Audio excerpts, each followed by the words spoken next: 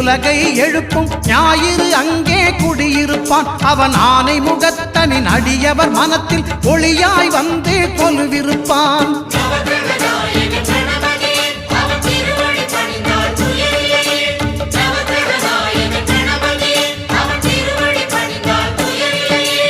ஒன்பது கோளும் ஒன்றாய் காண அங்கு கற்பகம் என்னும் கடவுளின் மெய்யில்